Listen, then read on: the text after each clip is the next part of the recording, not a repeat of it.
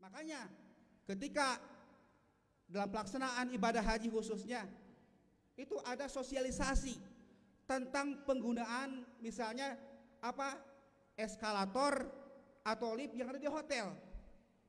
Bagaimana cara mijit untuk masuk, bagaimana cara mijit untuk nutup, bagaimana cara mijit untuk keluar dan sebagainya. Jangan sampai masuk lift, masuk eskalator tidak keluar-keluar karena nggak tahu caranya, nggak tahu ilmunya. Maka diberikan semacam sosialisasi pembinaan kepada calon jemaah haji yang akan berangkat ke tanah suci tentang masalah penggunaan lift atau eskalator yang ada di hotel-hotel sekitar tanah suci dan yang lain sebagainya. Ini penting sekali. Saya masih ingat waktu di Madinah ditempatkan di hotel Thoibah Arak Subit. Itu saking banyaknya jamaah yang keluar masuk di lorong tempat lift atau eskalator itu. Saya lihat ada 3 eskalatornya, ada liftnya itu. Ada seorang ibu-ibu yang mau pingsan, ya, dikipasin sama temannya supaya bangun, tetap tidak bangun. Dia pingsan karena kepanasan. Saya ingat TKHI dokter yang ada di kloter saya itu ketika di suatu tempat ada jamaah yang pingsan, apa yang dokter lakukan? Dia ambil air 1 botol, kemudian dikucurkan, disiramkan kepada kepalanya orang itu, sehingga dia gak gerubuk, merejat, dia bangun. Saya juga langsung aja, Bu, minta air. Ada Pak, silakan. Langsung diambil saya ambil langsung, kemudian si air itu saya kucurkan, saya siramkan ke kepala si ibu itu, dan alhamdulillah ternyata bangun. Jadi itu ilmu juga, ya, ilmu yang asal tidak tahu menjadi tahu. Tapi jangan misalnya menyengaja tiba-tiba ada orang yang tidak apa-apa, tidak pingsan, tiba-tiba dikucurkan air ke tarangnya, ke jidatnya, ke kepalanya, itu jadi piramid, ya, itu mengajak gelut, ya gitu ya. Gitu. Jadi seperti itu. Jadi ilmu yang asal tidak tahu jadi tahu. Termasuk juga cara penggunaan misalnya toilet di dalam kamar hotel. Kan ada toiletnya yang biasanya toiletnya toilet duduk, gitu kan? Toilet jongkok duduk gitu ya. Bagaimana misalnya ada air yang panas, air yang dingin, gitu kan? Maka di hotel itu kan ada tulisan hot berarti panas, merah berarti panas, kalau biru berarti dingin. Kalau nggak tahu, tiba-tiba misalnya dia mau cuci muka, gitu kan? Tiba-tiba dia pencet yang warna merah, wah pasti ngegerubuk karena panas.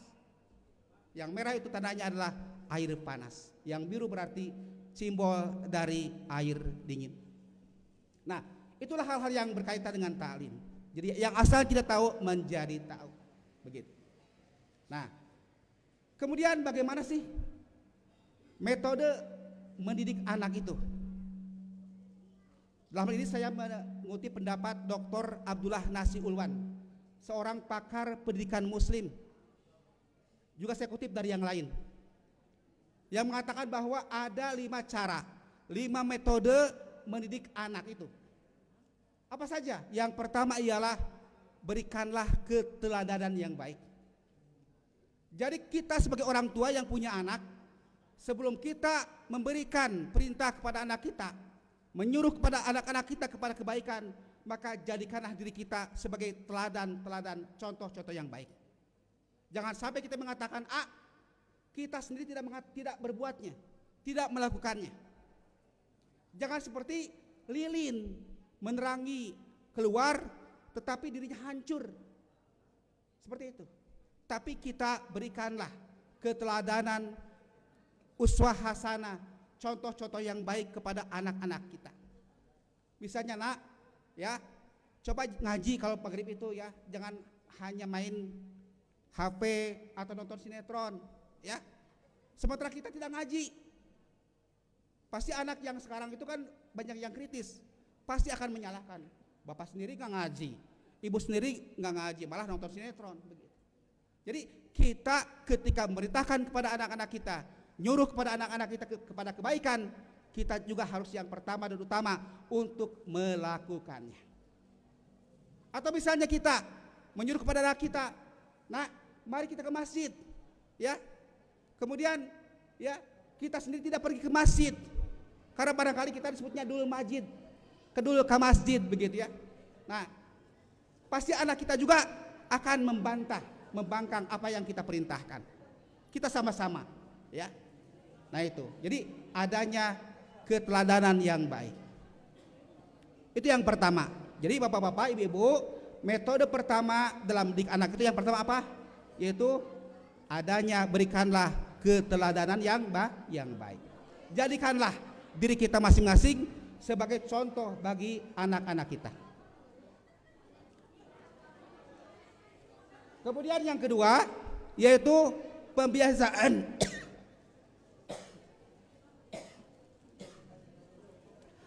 Yang kedua adalah berikanlah pembiasaan yang baik. Kalau yang pertama ialah keteladanan yang baik, maka yang kedua ialah pembiasaan yang baik. Biasakanlah di rumah itu ya dengan dengan hal yang bermanfaat. Katakanlah sebelum maghrib ya siap-siap untuk melaksanakan sholat. Sampai waktunya isya, jangan sampai misalnya TV menyalakan TV misalnya. Kita sepakat dulu di antara keluarga kita, bagaimana nak kalau kita pas waktu maghrib jangan nonton TV, jangan main HP. Semuanya kita sepakat adalah merupakan pembiasaan yang baik kepada anak-anak kita. Dan kalau ada anak-anak kita yang nakal, itu maaf harus diluruskan. Jangan dibiarkan mereka berbuat nakal terus, ya. Atau misalnya berbuat jahil. Saya tadi baca di HP, di WA, di HP ya, di grup itu ada kasus katanya di sebuah sekolah ada anak-anak yang jahil. Ketika ada seorang perempuan ya SMP mau duduk ya di bangku, kemudian apa yang terjadi? Bangkunya ditarik. Lalu si anak perempuan itu, si siswi itu dia jatuh sampai dia tidak bisa berdiri lagi. Ternyata katanya itu dia itu ekornya pecah, rusak, sehingga mengganggu saraf-sarafnya, sehingga merusak saraf-sarafnya, sehingga ia tidak bisa berdiri lagi. Dan ketika dibawa ke dokter, dia dalam keadaan lumpuh. Jadi akibat sepele karena ketidaktahuan, karena kejahilan dan sebagainya, akibatnya fatal seperti itu. Jadi kalau misalnya ada anak-anak kita yang jahil, yang suka jahil, ya, maka kita luruskan, jangan sampai berbuat jahil. Nah, kemudian yang ketiga ialah ya dialog dan pengajaran. Kita penting dialog dengan anak-anak kita.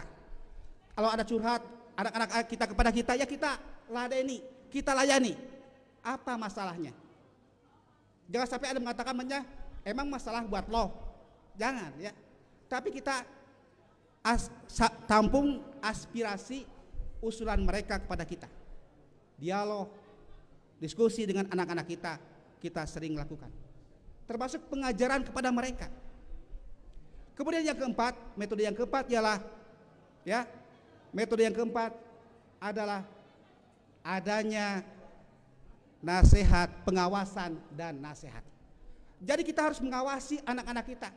Jangan dibiarkan seperti pepatah mengatakan lepas digedogan, ya. Dibiarkan mereka, jangan. Kita barangkali ya melihat HP-nya barangkali ada hal-hal yang negatif. Kita bisa luruskan. Jadi kita jangan biarkan anak-anak kita bergaul dengan siapapun, tapi kita awasi mereka supaya anak-anak kita menjadi anak-anak yang soleh, yang cerdas dan sebagainya. Dan yang terakhir, yang kelima ialah adanya hukuman atau sanksi. Hukuman atau sanksi ini diberikan bila anak-anak kita melanggar. Tapi sanksi di sini ya bukan sesuatu yang sifatnya negatif. Apalagi dengan cara melakukan kekerasan. Ditempeleng misalnya ya, kanan kiri oke, yang kanan ditempeleng, yang kiri tempeleng. Itulah kekerasan dalam rumah tangga, KDRT termasuk KDRT. Tapi sanksinya, hukumannya misalnya kalau ada kita 7 tahun diperintah tidak sholat, 10 tahun juga tidak sholat, baru kita melakukan ya sanksi yang keras. Dalam arti ada yang mengatakan, pendapat ulama mengatakan dipukul hanya kakinya saja. Tapi pukulan itu adalah pukulan yang tidak mematikan, pukulan yang sifatnya mendidik. Ada pendapat seperti itu. Ada juga misalnya dengan cara disanksi tidak dikasih uang jajan.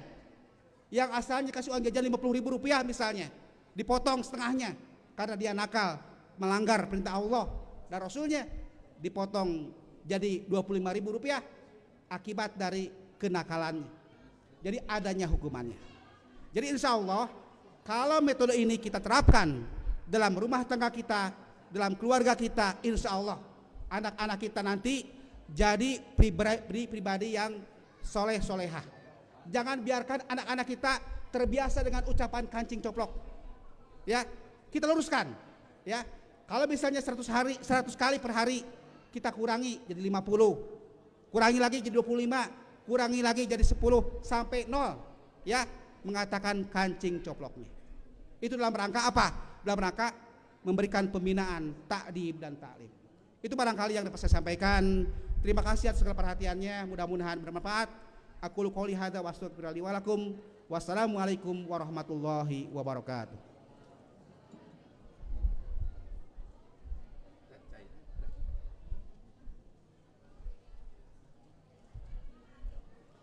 Alhamdulillah, jazakallahu khairan. Barusan kita mendengarkan tausiah dan hari ini saya melihat sangat begitu terkesan. Ustadznya belum datang, ini mustaminya sudah penuh. Jadi alhamdulillah teu siga main bola hungkulnya. Main bola mah diisuk keneh atau diputing keneh geus siap-siap di lapang. Alhamdulillah ini sebuah atau merupakan kebanggaan bahwasanya kita perlihatkan bahwasanya Islam itu bersatu dan bahwasanya Islam itu unggul. Untuk selanjutnya, sebelum ke pemaparan, saya ingatkan untuk Bapak diharapkan maju kembali, dirempet ke depan. Ibu-ibu dimohon untuk sedikit lagi lah merapat karena di luar masih banyak yang belum masuk ke dalam. Mohon maaf gitu, karena ini di luar dari praduga kami sampai madat seperti ini. Selanjutnya di depan masjid ini kami membuka stand, yaitu stand untuk wakaf Al-Quran. Bila mana daripada rekan-rekan atau ihwatul iman yang mau menitipkan sebagian rezekinya untuk wakaf Al-Quran, kami sudah siapkan meja untuk wakaf tersebut. Selanjutnya kami persilahkan kepada Ustaz Wawan untuk memaparkan kegiatan yang ada di MT Darul Ilmi ini.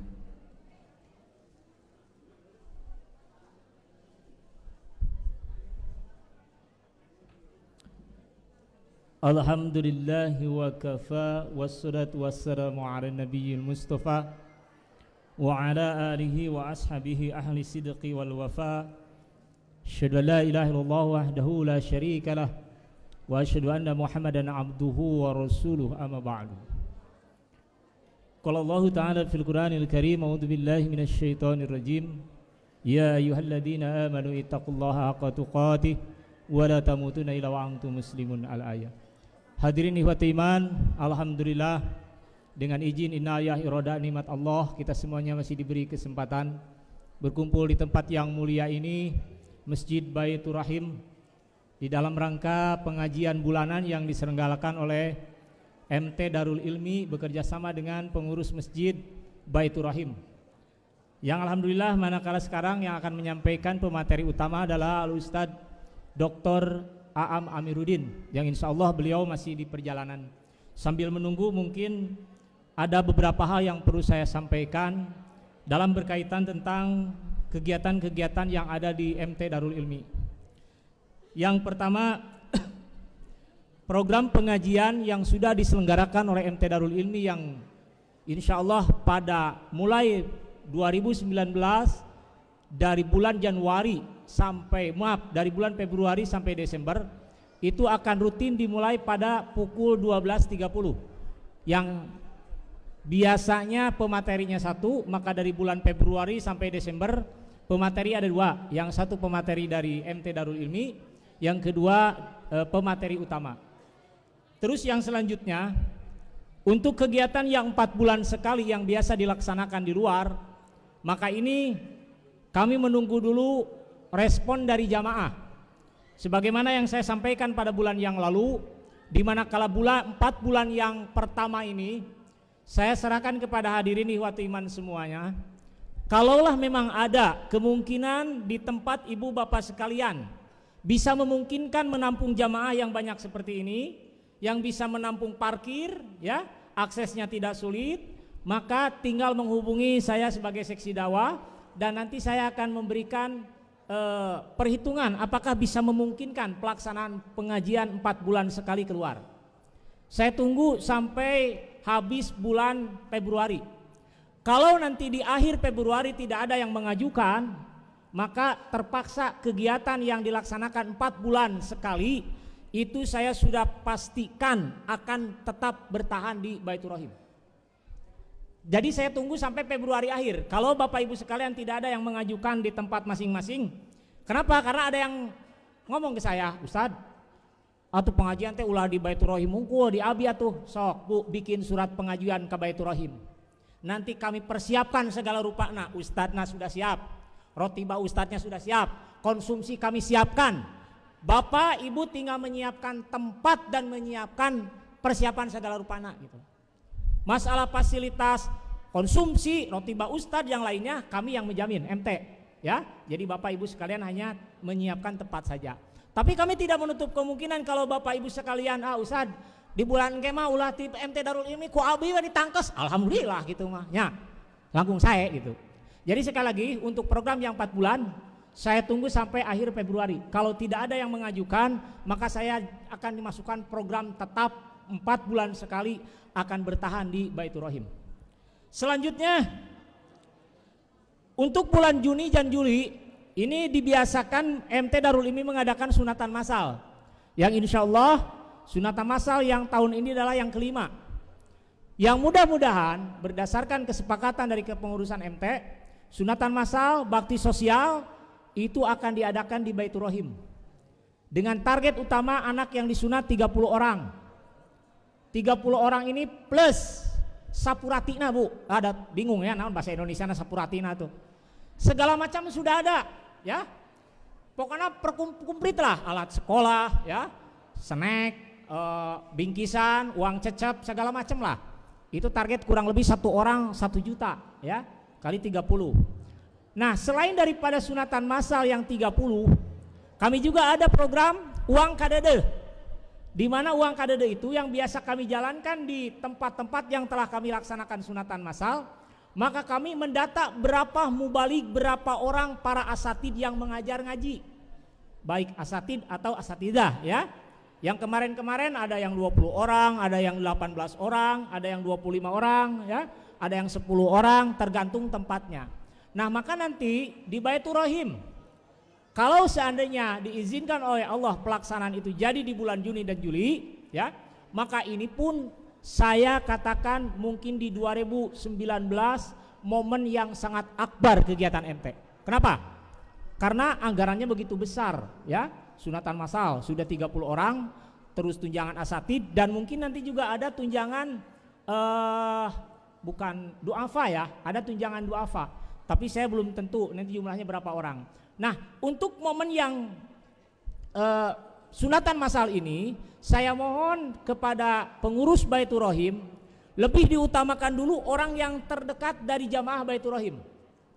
Yang kedua, kalau seandainya Bapak Ibu sekalian di tempat tinggal Bapak Ibu ada tetangga ya, saudara yang mungkin ada kesulitan untuk melaksanakan sunat sekalipun jauh dari daerah Baitur Rahim, bawa saja ke sini, daftarkan saja ya. Mudah-mudahan kami bisa meringankan beban mereka. Dan ini pun bukan karena MT, tapi ini donasi dari para Ikhwatul Iman yang sudah memberikan kepercayaan kepada kami. Selanjutnya wakaf. Ini wakaf ada 3 Pak.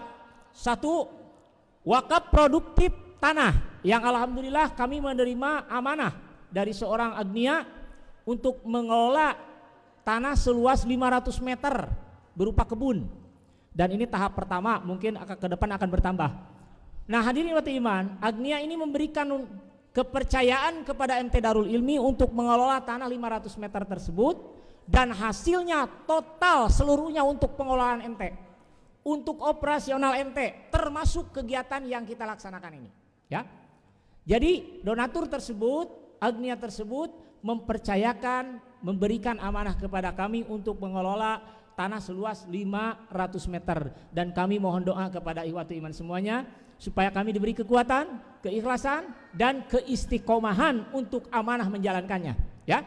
Dan tetap kami juga mengharapkan pengawasan dari hadirin Ikhwatul Iman semua, jangan sampai ada hal-hal yang tidak diinginkan dalam menjalankannya. Yang kedua, wakaf sekretariat. Ada seorang agnia di daerah Kopo, namanya Bapak Agus. Beliau mewakafkan tempat dengan sukarela, dengan tempat yang ia tinggali secara utuh seluruhnya diserahkan oleh MT untuk kantor sekretariat.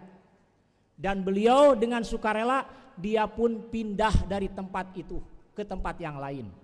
Saya sampai mengucurkan air mata Pak, Bu, saking tersanjung, saking senangnya, saking subhanallah. Begitu besar kepercayaan hadirin Ikhwatul Iman semuanya kepada kami, dan ini pun tidak lepas. Keberhasilan usaha MT Darul Ilmi tidak lepas dari bantuan dari Ikhwatul Iman semuanya. Nah oleh karena itu juga kami mengharapkan juga donasi-donasi yang ibu bapak siapkan, ya, untuk kami, di mana untuk pengelolaan operasional kegiatan MT khususnya di bidang dakwah. Dan ini kami tidak akan berhenti, akan terus kami inovatif membuat acara-acara baru yang mungkin bisa menghilangkan kejenuhan, ya, di kalangan kita, sistem ataupun cara pengajian. Maka kami akan berikan sistem yang baru. Nah itu adalah wakaf tempat, dan mudah-mudahan ini akan ada yang mengikuti, beberapa orang dari Ikhwan sekalian, untuk mengikuti jejak Bapak Haji Agus ini, ya, mewakafkan tempatnya untuk dimanfaatkan oleh MT Darul Ilmi. Dan untuk ke depan Pak, Bu, mungkin ibu dan bapak bisa mudah untuk mengakses atau berhubungan dengan MT Darul Ilmi. Karena aksesnya begitu mudah, ibu tinggal keluar dari Tol Kopo, ya tahu Tol Kopo ya? Tol Kopo belok ke kanan sekedik Bu, belok ke kanan sekedik, bener, ada gang gede, masuk mobil, masuk sajalah. Sekitar ya kurang lebih 100 meteran lah. Samping kanan itu ada plang besar MT Darul Ilmi. Jadi di sanalah nanti kami akan mengantor. Yang prediksi kami itu sekitar akhir 2019-an. Sekarang masih dalam proses, dan insya Allah nanti ke depan kami akan berkantor di sana, ya. Jalan Kopo dekat gerbang Tol Kopo di sana. Sekarang lagi dalam proses. Yang selanjutnya wakaf Al-Quran. Wakaf Al-Quran yang kami targetkan di 2019 adalah 1000 wakaf Quran. Dan ini juga kami mengharapkan donasi dari para Ikhwatul Iman semuanya. Karena kami sudah menyebarkan ke seluruh daerah, ya, termasuk di daerah luar kota Bandung. Ada yang Garut, ya, ada yang Sumedang, ada yang mana-mana, yo. Jadi kepercayaan Ikhwatul Iman semua dalam wakaf Quran ini kami langsung salurkan kepada yang haknya.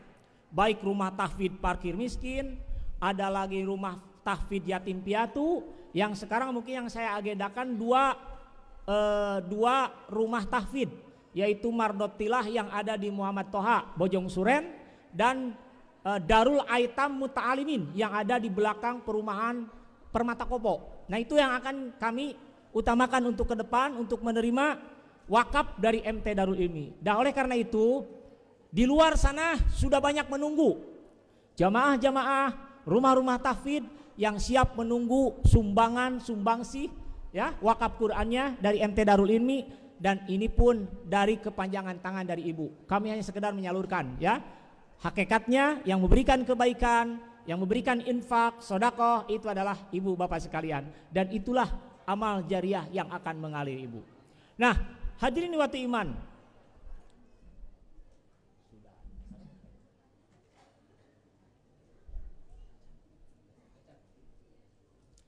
Nah, hadirin wati iman, dari Quran yang 1000 ini saya sudah salurkan kurang lebih 200 Quran.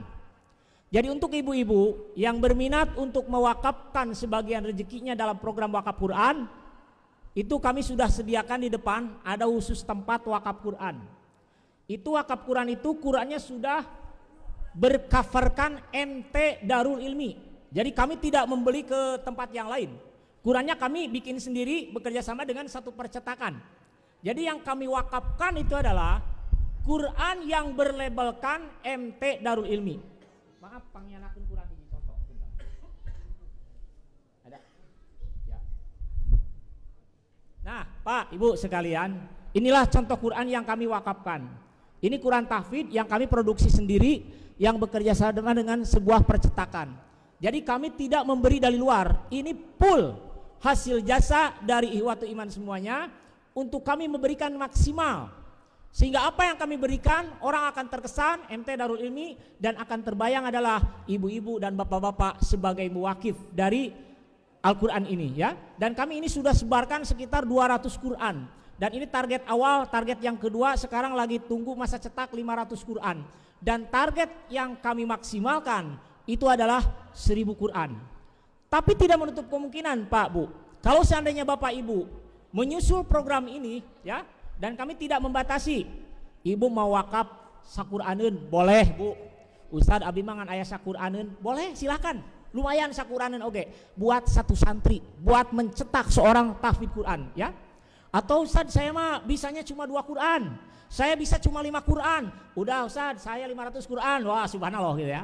Jadi kami menunggu program wakaf ini, kenapa? Karena di luar sana lagi menunggu Pak adik-adik kita yang lagi belajar tahfidz Quran, dan insya Allah ketika mereka sudah tahfidz Quran dan dari hasil Quran yang Bapak Ibu infakkan, maka insya Allah pahala ibu bapak sekalian tidak akan lupa Allah catat pahalanya.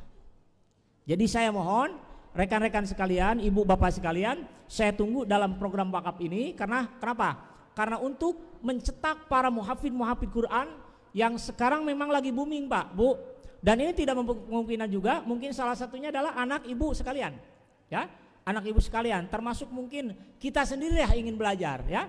Itu program wakaf yang kami siapkan, target kami adalah 1000 Quran. Tapi kalau Bapak Ibu menambah mungkin bisa lebih dari 1000. Untuk tahun ini saja saya programkan 1000 Quran gitu. Kalau ibu bapak nanti mau mewakafkan Quran berapapun jumlahnya, mau 1, 2, 5, 10, 20, 50, silakan saja tinggal datang ke meja panitia di depan ada ya. Terus ada pertanyaan, Ustadz Qurannya bagus, bisa tidak saya miliki? Bisa Bu. Kalau ibu bapak ingin untuk dipakai sendiri, kami menyediakan khusus jual Bu. Jadi kalau bapak ibu ingin memiliki Quran tahfidz ini, kami sudah siapkan di luar. Berapa harganya Ustad? Mau disebutkan di masjid mah, di luar saya tanyakan kan itu langsung ya. Pokoknya kalau ibu bapak berminat wakaf ada. Untuk wakaf ke depan saya mau beli dulu, silakan. Di luar kami sudah siapkan. Ada meja wakaf, ada meja penjualan. Jadi untuk pakai sendiri bisa, untuk dikasih ke orang bisa ya, untuk diwakafkan berupa uang bisa ya. Nah, itu mungkin hadirin ikhwati iman semuanya sebagian besar program yang akan kami salurkan, yang terutama kami menunggu untuk program 4 bulan dari Bapak Ibu sekalian. Kalau sampai Februari akhir tidak ada yang meminta, terpaksa ya, itu program 4 bulan sekali kami akan patenkan di Baitur Rahim. Kalau Februari awal ada, nah nanti saya akan survei tempatnya. Seperti yang saya pengajuan, syaratnya ada 2. 1, kapasitas jamaah, 2, kapasitas parkir termasuk aksesnya. Kalau 2 ini bisa terpenuhi, kami bisa ACC dan kami rekomendasikan untuk kegiatan kami diadakan di tempat tersebut gitu ya. Nah jadi kalau Bapak Ibu berminat, wah masjid abi ageng ya, sigana mah muat sakieu ya. Apalagi parkir luas, apalagi akses tidak sulit. Bapak tinggal datang saja ke meja panitia, sebutkan kami ingin mengajukan pengajian yang 4 bulan sekali. Nanti tinggal dicatat di sana ya. Tulis alamatnya dengan jelas di mana masjidnya, masjid apa. Nah nanti kasih nomor telepon, nanti bisa dihubungi siapa, nanti saya akan hubungi. Nah itu secara gamblang kegiatan untuk 4 bulan sekali yang jatuh pada bulan April ya. Nah berarti ada berapa waktu lah, masih ada persiapan. Nah hadirin wati iman, mungkin itu sekilas yang kami sampaikan dari program-program NT yang sebenarnya banyak sekali. Tapi mungkin sekian dulu lah, ini hanya sekedar motivasi buat rekan-rekan hadirin wati iman semuanya, bahwa kami pun mengharapkan dari rekan-rekan ada pengawasan ya. Jangan percaya full Pak Bu wakaf KMT, yakin jangan. Kami mengharapkan ada tetap pengawasan ya. Ibu masih ompak dipakai naon ya gitu kan, mana laporan keuangan aja gitu kan. Nah itu kami mengharapkan, kenapa? Karena kami tidak mau lah, kami tidak mau memakai uang yang bukan hak kami. Tapi kami juga tidak mau dibiarkan, kami ingin tetap diawasi ya. Kenapa? Karena yang nama manusia Bu kadang ada hilapnya punya. Tapi kami juga tidak berharap seperti itu. Tapi ini untuk penjagaan lah, biar fair, biar objektif, maka kami pun perlu pengawasan. Kenapa? Karena ini semuanya dari umat dan untuk umat. Mudah-mudahan dari kegiatan MT ini bisa membentuk karakter keluarga yang betul-betul memahami agama, sehingga bisa menjadikan bekal di dalam rangka mengarungi kehidupan di alam dunia ini yang penuh dengan halangan dan rintangan. Hadirin dihormati iman, itu saja yang bisa saya sampaikan pada kesempatan ini. Mudah-mudahan apa yang saya programkan, yang dipaparkan ini bisa menjadikan motivasi khususnya untuk para muwakil donatur yang bisa kami salurkan amanatnya kepada haknya. Dan insya Allah mungkin Al Ustadz sudah sampai. Oh ya, itu saja. Rabbana atina fid dunya hasanah wa fil akhirati hasanah wa qina adzabannar. Aqulu qouli hadza wa astaghfirullah li wa lakum. Wassalamualaikum warahmatullahi wabarakatuh.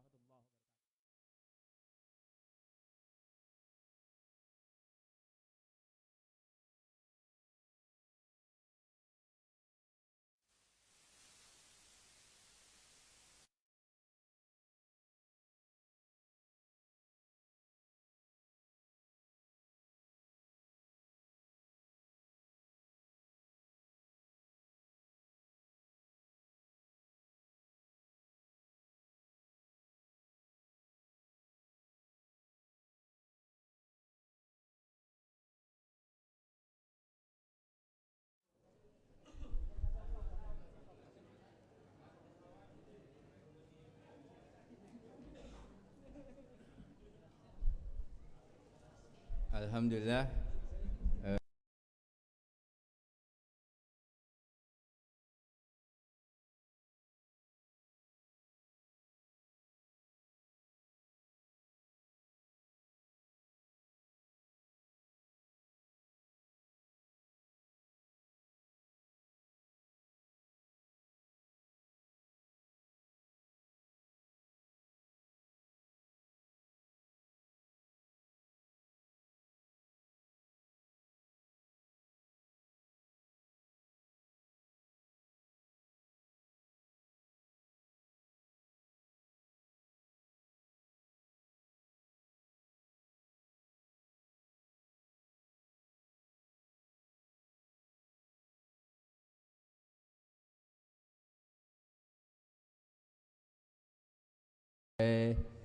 Bapak Herianto untuk wakaf tersebut.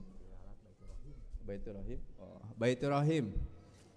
DKM Baitur Rahim mungkin sebagai perwakilan. Mangga Pak Haji.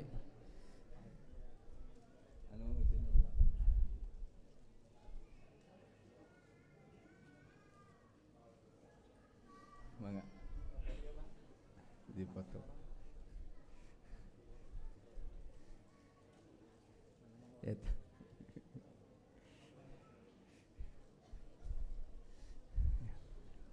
Hatur nuhun. Yang kedua, perwakilan dari perorangan yaitu Bapak Haji Dede Heri untuk dipersilahkan maju ke depan untuk perwakilan perorangan mendapatkan wakaf Al-Quran. Kepada Ketua MTDI kami persilahkan untuk menyampaikan.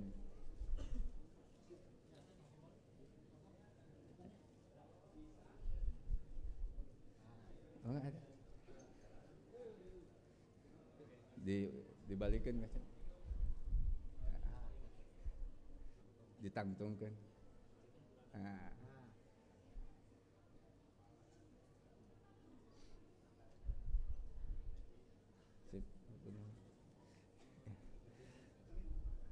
Jazakallahu khairan katsiran. Semoga ini menjadi peluang amal ibadah nanti kita di akhirat. Jadi sekali lagi kami mengajak kepada ikhwatul iman yang mau mewakafkan sedikit uangnya, baik itu untuk pembebasan tanah atau istilahnya untuk wakaf tanah atau wakaf Al-Quran. Di depan ada standnya, silahkan. Dan kalaupun ada yang mau memerlukan Quran untuk dipakai atau untuk diwakafkan di daerah sendiri dengan cara pembelian, di kami pun sudah ada stand khusus untuk Al-Quran untuk jadi dibedakan supaya tidak jadi ada pertanyaan kok wakaf diperjualbelikan, bukan, itu beda lagi unsur keuangannya. Toh siap Ibu? Abdi mah narosna ka ibu-ibu biasana, karena nu paling seueur ibu-ibu gitu. Ari bapak-bapak mah kumaha ibu-ibu biasanya di bumi mah nya mah. Untuk selanjutnya supaya lebih panjang lebar, kepada Al Ustadz Aam Amiruddin LC MA kami persilahkan waktu dan tempatnya. Semoga tausiah yang sekarang kita dengarkan menjadi amalan buat kita sehari-hari. Sekali lagi dimohon untuk tempat duduknya diperhatikan dan yang kosong mohon diisi terlebih dahulu. Assalamualaikum. Cek. Ada. Bismillahirrahmanirrahim. Alhamdulillahirabbil alamin. La ilaha illallah wahdahu la syarikalah, lahul mulku wa lahul hamdu wa huwa ala kulli syai'in qadir. Asyhadu an la ilaha illallah wa asyhadu anna Muhammadan abduhu wa rasul. Alhamdulillah siang ini dipertemukan. Sehat semuanya? Alhamdulillah. Sehat lahir apa batin? Oke. Ibu, sehat lahir batin apa batin saja? Lahir batin tapi wajahnya juga gitu kumhayat. Iya, hari ini kalau saya lihat temanya tentang keberkahan keluarga ya, betul nggak? Keberkahan keluarga. Ini materi penting baik bagi yang sudah nikah ataupun belum nikah. Kalau Anda lihat surat An-Nisa ayat 21, yang menyebabkan lahirnya keluarga adalah pernikahan. Dan pernikahan di surat An-Nisa ayat 21 menggunakan kata-kata wa kaifa ta'khudhunahu wa qad afdha ba'dukum ila ba'din wa akhadna minkum mitsaqan ghalidha. Jadi pernikahan itu di dalam Al-Qur'an disebut mitsaqan ghalidha. Dari ikatan pernikahan lahirlah sebuah nama keluarga. Karena ikatan pernikahan itu menyatukan dua orang yang bukan muhrim, yang tadinya haram menjadi halal. Nah, ikatan pernikahan itu, akad nikah itu menurut surat An-Nisa ayat 21 disebut mitsaqan ghalidha, perjanjian agung. Saya lihat di dalam Al-Quran, perjanjian agung di Quran disebut dalam 3 konteks. Pertama, ketika Allah melakukan perjanjian dengan para nabi bahwa semua nabi siap mempertaruhkan apa yang ada di genggamannya, boro-boro pikiran, tenaga, nyawanya pun siap dipertaruhkan. Perjanjian antara Allah dan para nabi disebut mitsaqan ghalidha. Yang kedua, para nabi itu punya pengikut setia. Kalau Nabi Isa itu punya hawariyun, Rasulullah itu punya sahabat-sahabat, semua nabi itu punya pengikut setia. Nah, perjanjian antara para nabi dan para pengikut setianya, bahwa mereka para pengikut setia itu siap mempertaruhkan nyawanya, apapun yang digenggamannya untuk membela nabi, itulah mitsaqan ghalidha. Jadi ikatan pernikahan disebut dalam selevel, sekaliber dengan perjanjian Allah dan para nabi serta perjanjian para nabi dan para pengikut setia. Jadi pernikahan itu agung, besar, hebat, sebesar perjanjian Allah dan para nabi serta perjanjian para nabi dan para pengikut setianya. Pertanyaan besarnya adalah kenapa ikatan pernikahan disebut mitsaqan ghalidha, perjanjian agung? Kenapa? Jawab ngulang wae. Bu, kenapa ikatan pernikahan disebut mitsaqan ghalidha? Ngarang juga boleh. Ada 4 alasan logis kenapa pernikahan disebut mitsaqon ghalidho. 1, pernikahan itu ibadah paling lama. Itu perlu diingat. Ibadah paling lama. Perlu Anda tahu, ibadah paling lama itu pernikahan. Sholat berapa lama? 1 kali sholat berapa lama? 10 menit ya kalau belum ahli. Dah kalau udah ahli mah bisa 3 menit setengah. 3 menitnya dengan wudhu dan pakai mukena. Nah, jadi sholat itu 10 menit lah anggap. Saum berapa lama Pak? Sebulan. Sahanu kuat saum sebulan. Dari terbit fajar terbenam matahari. Naon sabulan. 13 jam ibu sabulan. Sahanu kuatin puasa sabulan. Jadi saum itu berapa lama? 13 atau 4 min tulu'il fajri ila ghurubi syams. Dari terbit fajar adzan subuh ila ghurubi syams sampai terbenam matahari adzan maghrib. Jadi jangan Anda bilang saum itu sebulan, moal aya nu kuateun. Sabulan teh kudu kritis ari jawab teh. Saum sebenarnya sebulan paeh sebulan. Sauma min tulu'il fajri ila ghurubi syams 13 atau 14 jam selesai. Haji seberapa lama? Jadi hati-hati tak Anda jawab. beda ya. Ya cenah. Alah sia-sia salah deui. Berapa lama? Haji berapa lama? Haji itu 6 hari. 40 hari di mana? 6 hari. 40 hari mah perjalanan sareng nungguna. Dah haji nama cuma 6 hari. 8 Zulhijjah, 9, 10, 11, 12, 13 Zulhijjah. Iya temun maksimal. Malahan kenging 12 Zulhijjah sudah selesai. Namanya nafar awal. Sebut sajalah kita ambil nafar sani. 6 hari. Jadi haji berapa lama? 6 hari. Awas tong nyebut 40 hari. 6 hari. Saum, awas tong nyebut sabulan. 13 jam. Salat 10 menit lah karunya. Walaupun di dia mah rata-rata 2 menit atau 3 menit dah udah ahli. Sok, rumah tangga ibadah paling lama. Begitu Bapak Ibu ijab kabul Pak, begitu Bapak saya terima nikah, tah eta teh mun dina salat mah seperti takbir. Kapan salamnya? Kalau yang memisahkan kita dengan pasangan hidup itu kematian. Jadi rumah tangga ibadah paling lama. Apapun yang kita lakukan dalam ikatan rumah tangga ibadah.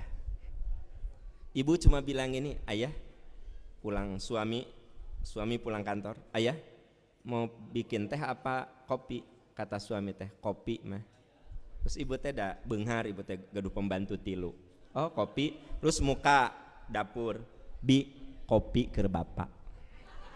Jadi ibu teh calo sebenarnya. Karena yang bikin kopi saha? Pembantu. Engke nu asup surga saha? Makasih. Jadi sebenarnya nu ibadahnya jadi pembantu tapi lumayan jadi calo oge.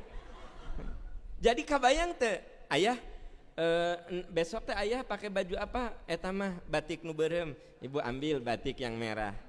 Diistrika. Enjing dianggo ku bapak kade sing rapih. Dapat pahala Bu? Dapat, tapi level calo. Ame harada gaya level broker. Tah, matak Bu. Kalau ingin jadi ibadah ayah, engke enjing nganggo naon? Batik nu beureum. Setrika. Naon? Cek pembantu teh, "Wios Bu atuh ku abdi." Ibu hayang ka surga. Gitu. Nah, ibu seserian istighfar. Nah, jadi rumah tangga itu ibadah paling apapun yang dilakukan setelah rumah tangga itu ibadah. Ibu begitu lihat, jam 5 si ayah mau pulang, ibu mandi, ya, pakai baju yang enak dilihat, pakai parfum, ibadah bukan? Ibadah, gitu, ibadah. Suami tertidur dina kursi, calangap, tutupkeun mulutna teh.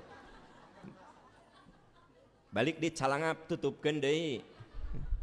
Balik calangap deui talian meku ieu nanti ku alesduk. Ibadah bukan? Nah, pokoknya apa yang kita lakukan dalam rumah tangga ibadah. Makanya rumah tangga itu disebut mitsaqon ghalidho, perjanjian agung, sebab apapun yang dilakukan ibadah. Makanya bapak Anda keluar rumah cari nafkah untuk keluarga, Anda meninggal di jalan, syahid. Kebayang gak tuh dahsyatnya? Ibu nganterkan anak sekolah, terus ibu katabrak, maut, syahid, meningri gitunya memang. Tenanawan, syahid. Apa? Ibadah itu semuanya. Nah jadi rumah tangga itu ibadah paling lama. Yang kedua, rumah tangga itu sekolah paling lama. Sok hitung, sekolah sampai doktor berapa lama?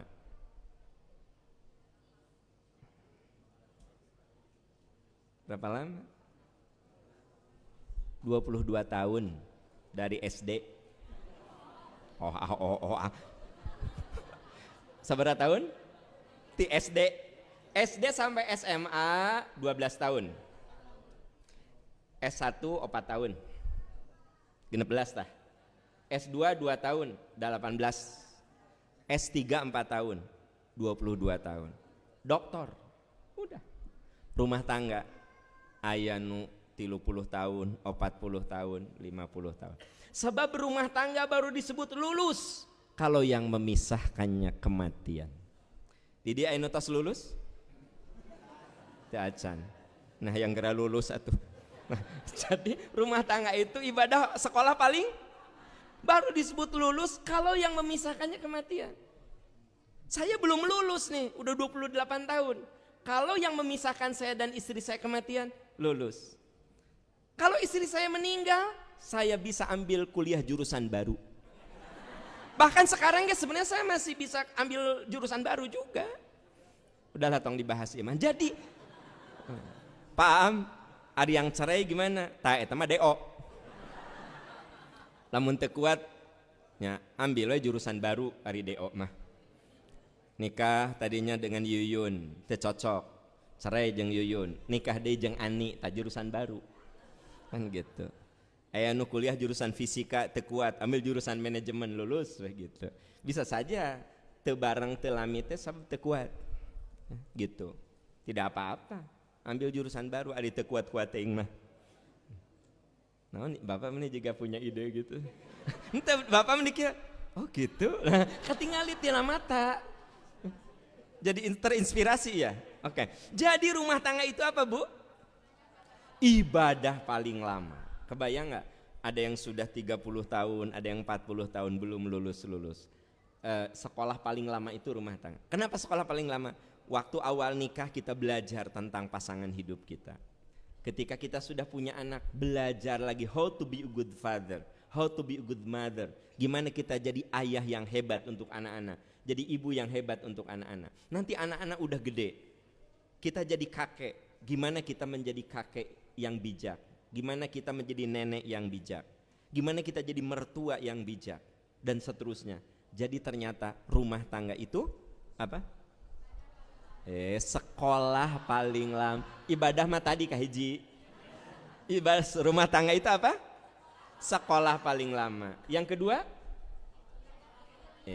Yang pertama ibadah paling lama. Yang kedua sekolah paling lama. Yang ketiga rumah tangga itu kebersamaan paling lama. Ya, kebersamaan. Saya ceramah di daerah Kota Baru, Padalarang. Ayan ibu-ibu udah sepuh duduk di depan. Ibu, bapak masih ada? Ada. Ibu berumah tangga udah berapa lama? 56 tahun. Ibu nikah usia berapa? 16 tahun. Jadi saya tanya, ibu nikah usia berapa? 16 tahun. Ibu udah berumah tangga berapa lama? 56 tahun. Jadi dia dengan suaminya udah berapa lama pak?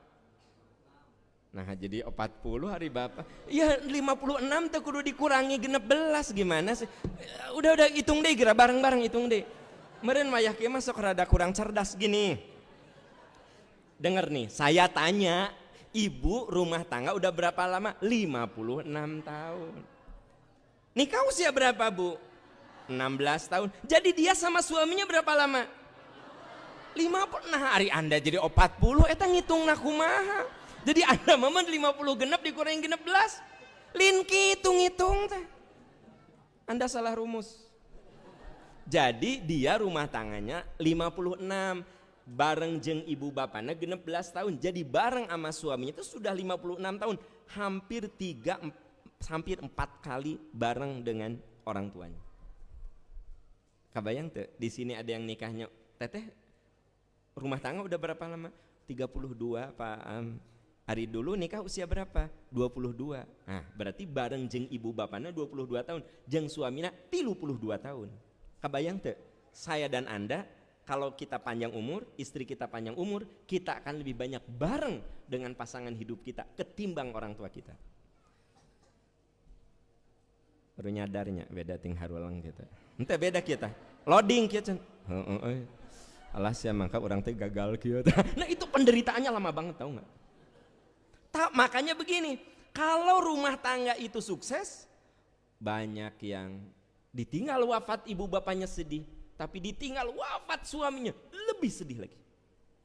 Dia bareng sama ibu bapaknya 20 tahun. Karena nikah usia 20. Bareng sama suaminya 40 tahun. Begitu suaminya meninggal, sedihnya lama banget. Ada salah seorang jemaah yang suka ngaji dengan saya tuh, umroh dengan saya. Dia mah kalau umroh tuh selalu dengan percikan iman tour and travel, karena kan itu travel terbaik lah yang ada sekarang ini. Saya mah ngomong teh apa adanya. Saya tuh nggak suka ada dusta lah, mendingan nggak suka saya pakai bahasa simbolistik yang multi makna, itu saya nggak suka. Saya tuh lebih suka apa adanya. Jadi dia itu umroh udah 3 haji bareng sama percikan iman, umroh 3 kali bareng. Bahkan kita bareng pernah umroh ke Mesir, umroh plus Mesir. Itu mah tiap ketemu saya nangis, Pak, nangis suka gini. Pak Am, cenah saya mah kalau ketemu Pak Am teh suka sedih, suka ingat sama suami saya.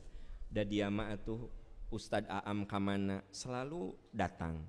Dikit-dikit mama tuh cenah Ustadz Aam di ditu yuk hayu mama, terus dia teh nunjukin foto Pak Am tuh, kita pernah dipoto di Mesir, di belakang tuh piramid, memang kita pernah nangis Bu. Padahal tahu nggak, suaminya udah meninggal 2 tahun lalu.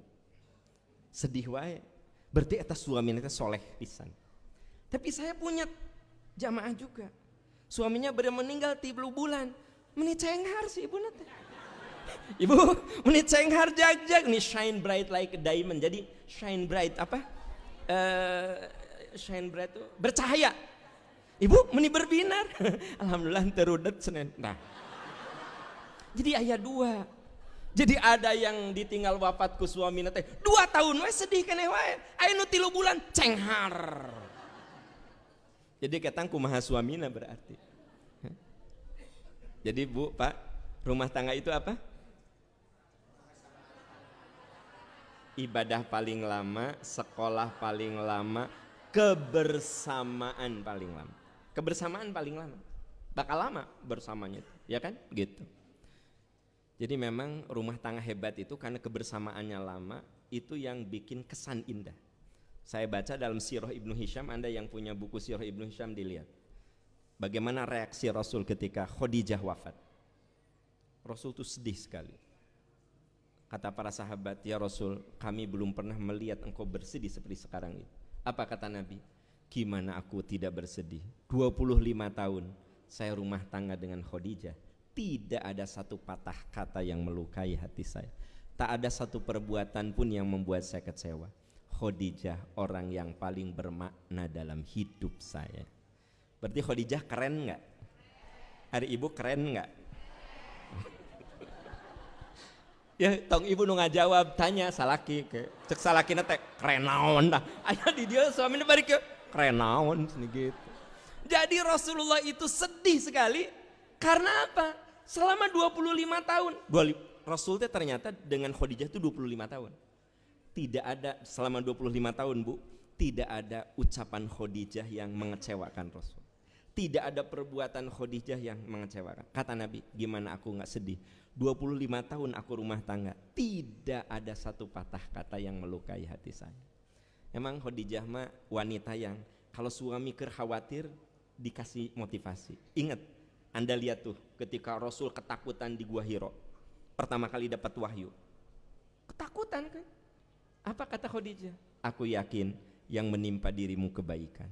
Aku mengenal kamu bukan setahun 2 tahun, udah puluhan tahun. Kamu itu orang yang suka meringankan anak yatim, suka membantu janda-janda miskin. Kamu itu suka memberikan pekerjaan sama orang. Aku yakin yang menimpa dirimu kebaikan. Tenang. Padahal Nabi ketakutan. Kan pertama kali ketemu Jibril kan takut. Iya gak sih? Tapi jadi tenang. Coba mun istri nate ibu di dia. Kade ayah sih yang kita datang deui eta teh. Kayak nyekek. Kamari nggak bekem kayak nyekek kade. Nah, jadi takut salah kita. Ya. Ada seorang suami, dia jadi guru pemilihan kepala sekolah. Pas pulang teh, ayah, kumaha? Kepilih nggak jadi kepala sekolah? Enggak mah. Oh enggak apa-apa. Itu yang terbaik dari Allah. Ah jadi kepala sekolah mah 3 tahun. Mendingan ayah tetap jadi guru yang jujur, yang tanggung jawab. Amah bangga punya suami seperti ayah. Enak nggak dengarnya? Tah Khadijah mah gitu. Hari ibu mah jadi teka pilih. Karena semama geus nulis di status atau mana banyak yang udah ngucapin selamat. Jadi mamah kumaha ieu? Keur masalah kita teka pilih. Jaba kudu mengklarifikasi kababaturan pamajikan sok lirat. Ayat tadi dia. Oke. Jadi maksud saya apa? Ternyata rumah tangga itu kebersamaan paling lama.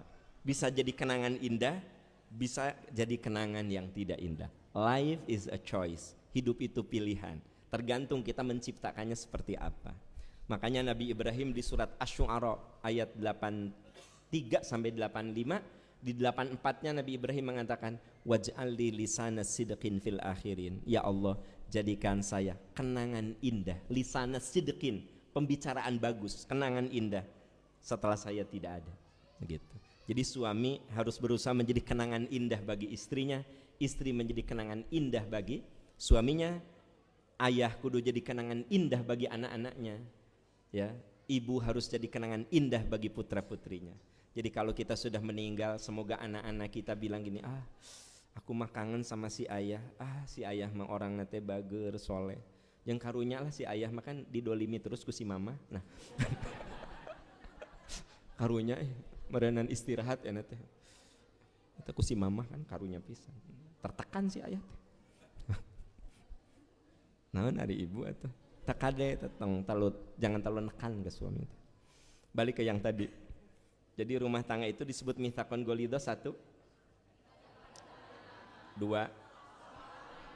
3, 4. Rumah tangga itu kekuatan yang menyatukan 2 keluarga besar.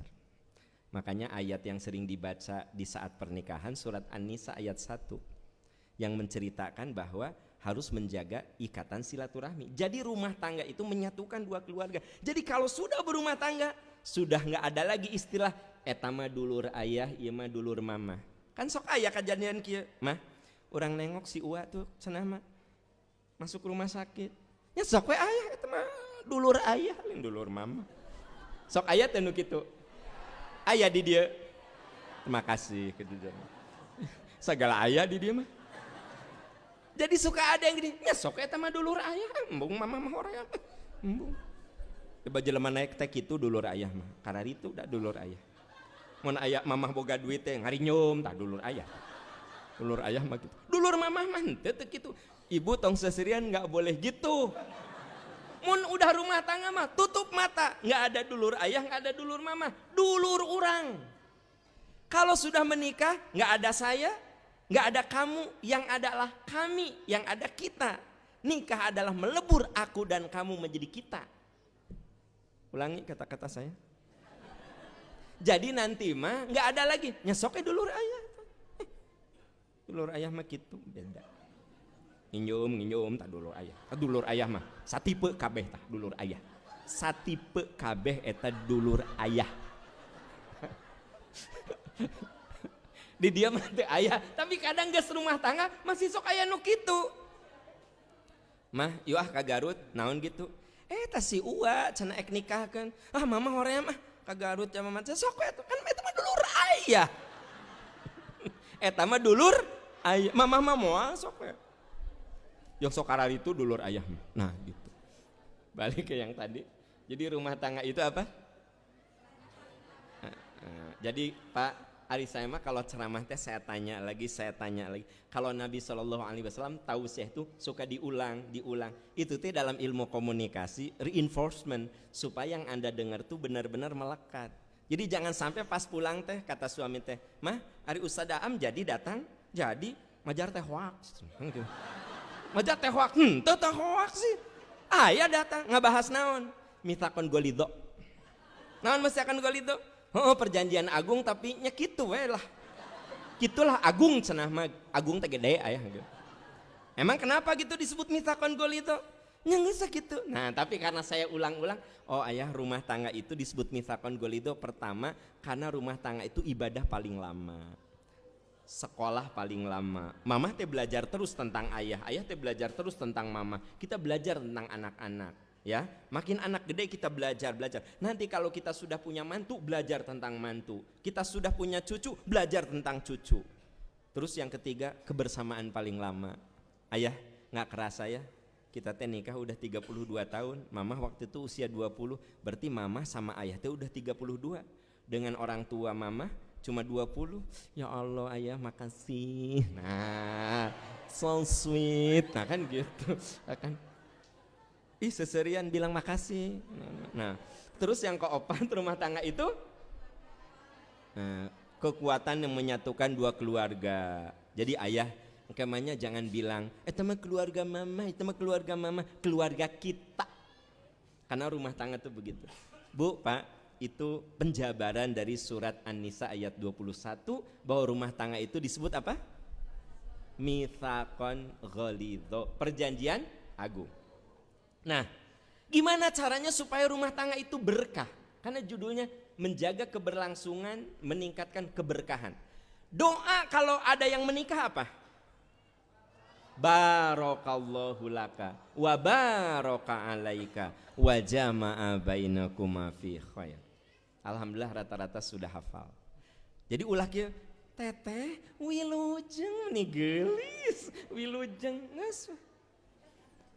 Teteh barokallahu laka wa baraka alaika.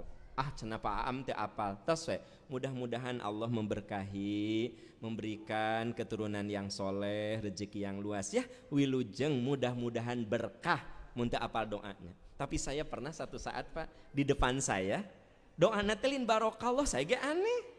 Teteh taqabbalallahu minna wa minkum. Cek urang teh, doa lebaran. Untung nanti si pangantenna nggak ngeh. Hatur nuhun. Mun urang jadi panganten jawabna kieu, siamana wa siamakum. Gitu. Awas tah ya. Jamaah di dia ulah nepi ka taqabbalallahu. Awas, tong salah doa tah. Tapi barakallahu laka. Jadi semoga Allah memberkahi Anda berdua dan menyatukan Anda berdua dalam kebaikan. Menurut surat Al-A'raf 96, surat apa? Innalladzina walau anna ahlal qura amanu wattaqau la fatahna alaihim barakatim minas sama'i wal ard. Nah, ketika ayat berbicara tentang berkah, saudara-saudara, berkah itu ada 3 wilayahnya. 1 berkah umur. Apa Pak? Umur yang berkah yang gimana? Umur yang berkah itu penjabarannya ada di hadis riwayat Imam Tirmidzi. Rasul mengatakan, man kana yaumuhu ka'amsihi fahuwa magbun. Siapa yang kualitas kesolehan hari ini tak beda dengan tahun kemarin, tak beda dengan bulan kemarin, tak beda dengan hari kemarin, nggak ada improvement, nggak ada perbaikan, magbun, tertipu waktu. Jadi menu orang baheula sok salat tapi taraka masjid nepi ka ayeuna taraka masjid, berarti tidak ada improvement, tidak ada perbaikan. Itu tertipu waktu. Tiba heula nepi ka ayeuna can pernah tamat Quran. Eta we mun Ramadan teh alif lam mim dzalikal kitabul la raiba fihi hudal lil sampai ka wa ulaika humul muflihun. Besokna teh les teh. Eta teh tiap Ramadan gitu. Cuma 5 ayat dari Al-Baqarah. Hari pertama ya ungkul baca Quran teh. Nepi ka ayeuna teu robah. Tah, tertipu waktu. Yang kedua, nah ini yang mengerikan. Wa man kana yaumuhu syarran min amsihi fahuwa mal'un. Siapa yang kualitas kesolehan hari ini lebih buruk dari kemarin, itu orang yang terlaknat.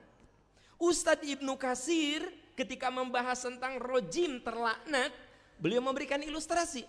Orang yang terlaknat bukan yang tadinya sehat jadi sakit, yang tadinya usahanya bagus jadi bangkrut, tapi terlaknat itu adalah kualitas kesolehan orang tersebut mengalami degradasi, penurunan.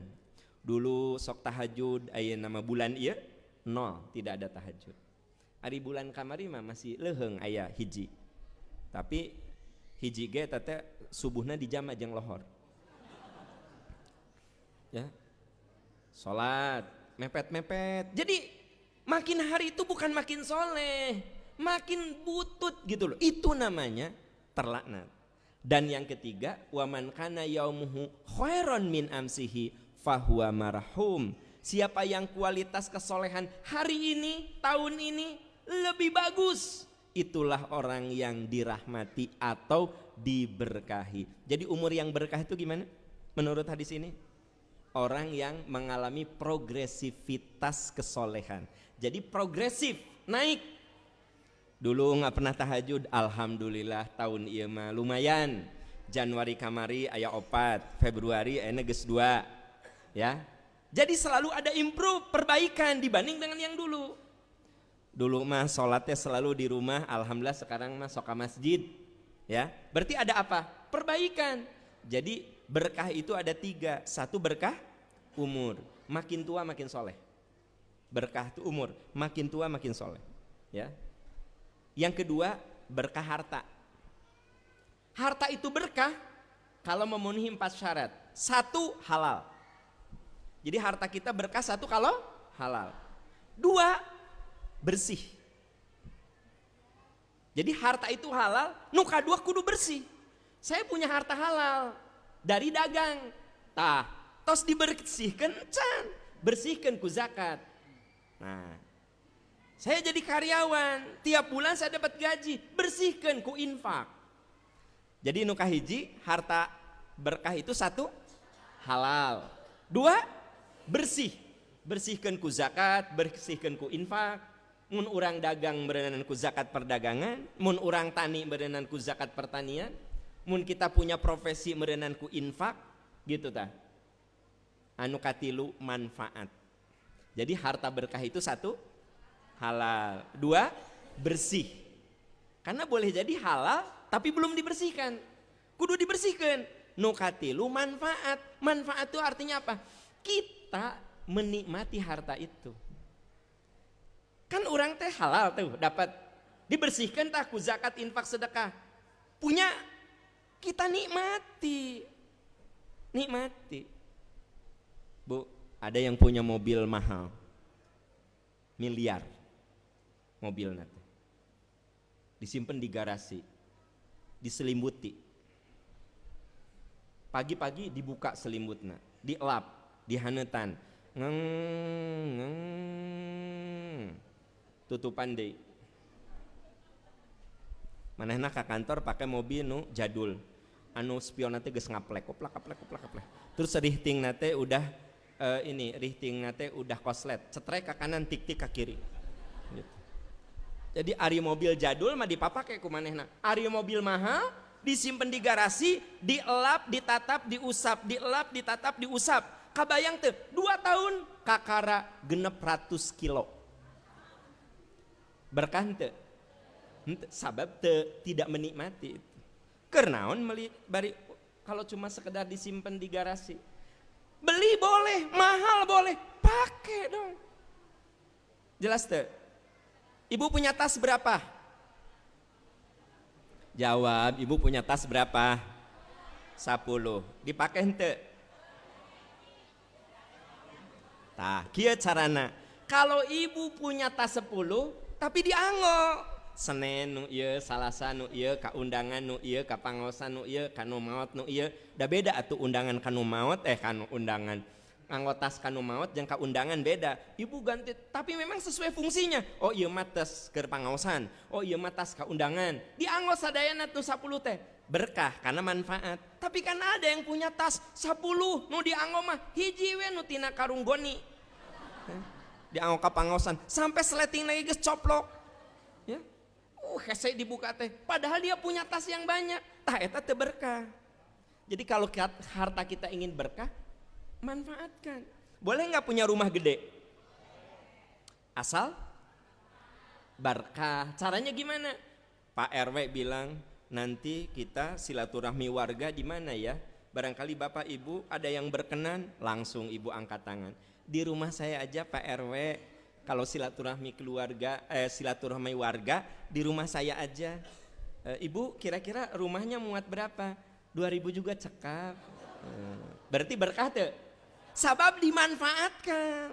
Ibu punya rumah gede, eta dulur, pokoknya mun ka Bandung teh pasti kasih teteh. Da imana gede si teteh mah. Jeung anda teh ramah, sok ye dulur-dulur. Pokoknya mun aya anu ka Bandung, teu kudu di hotel, di teteh we, sok. Sok. Eta mah rumah anda teh bener-bener jadi rumah singgah keluarga besar. Berkah teu? Sabab dimanfaatkan. Kan aya imah gede. Ya. Nu ngeusina duaan. Dulur embung kadinya teh. Sabab pernah kadinya aya dulur cananon kade gelas teh bisi ragreg. Ieu teh ti Eropa. Kade, ya keran mahal Itali ya teh Itali. Jadi dulur teh kadinya teh deg-degan, sok sieun salah. Akhirnya cek dulur teh, urang mah di musola we geus teu kudu kadinya. Eta rumah berkah teu? Jadi kapan berkah? Kalau dimanfaatkan, dinikmati. Rumah gede nggak apa-apa, asal dinikmati. Ya, matak saya teh ingin punya rumah teh lah, nggak usah terlalu besar saya mah. Tipe 200, sengan halamannya gede, 6.000 meter di belakang teh. Tong nyonserikan amin gitu. Nah, supaya teman-teman ngaji di rumah saya. Insya Allah mual hareudang kieu saudara. Mungkin gitu. Mual hareudang gitu. Dah halaman lagi 4 kalian masjid ieu. Rumah siapa teh? Rumah Ustad Aam. Doakeun sugan menang nu kitu. Supaya berkah. Tapi kalau saya punya rumah gede, halamannya 4.000 meter, saha wae segen ke situ, nggak mau, teu berkah tah. Jadi cantang tuh bumi nu agung nu halamanna gede teh teu berkah. Ari manfaat berkah. Jadi berkah itu harus ada unsur kemanfaatan. Oke, jadi harta berkah itu 1, 2, 3, 4 maslahat. Maslahat itu maksudnya hartanya banyak digunakan untuk bantu orang. Ya. Jadi orang nate berharta, harta nate halal, bersih, manfaat, maslahat. Pak Haji, eta teh karpet menigeus barau. Ganti PKB. Sabaraheun. 300 juta Pak Haji upami nu saya mah. Sok we ganti kabeh. Ti Pak Haji kabeh. Naon tah? Masalah? Pak Haji, eta masjid teh asa geus bala locor kudu nama direnov. Sok we renov. Tanya ya, cari insinyur nu mahal atau nu gratisan. Sok, teu puguh nu gratisan. Nu mahal. Sabaraheun? 1 miliar Pak Haji. Ti saya. Ti warga masuk hararese. Ti Pak Haji, ti Pak Haji. Ti warga mah geus capek tadi KMT Bapak Ibu ikhwatu iman. Ya. Iya masjid perogi direnovasi ikhwatu iman. Celik 1 juta, celik 2 juta. Kan ti Pak Haji WKB. Sabaraha 1 miliar. Sok. Sreng beres. Naon tah eta namina? Maslahat. Ya. Jadi harta teh baru berkah kalau halal, bersih, manfaat, maslahat. Nah itu harta. Jadi saya lagi cerita tentang konsep keberkahan dulu.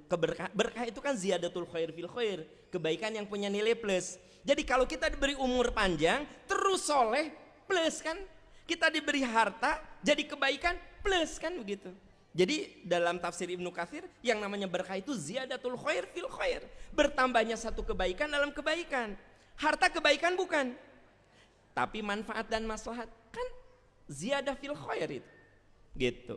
Rumah gede untuk kebaikan ziyadah fil khair. Keur mah bumi ageng sae eta teh. Ziyadatun fil khair, nambah plus kebaikannya. Dianggo pangaosan, dianggo silaturahmi gitu. Nah, sekarang baru yang ketiga, keluarga berkah. Surat apa saya tadi bicara? Al-A'raf 9 Nah, walau anna ahlal qura amanu wa taqaw la fatahna alaihim barakatim minas sama.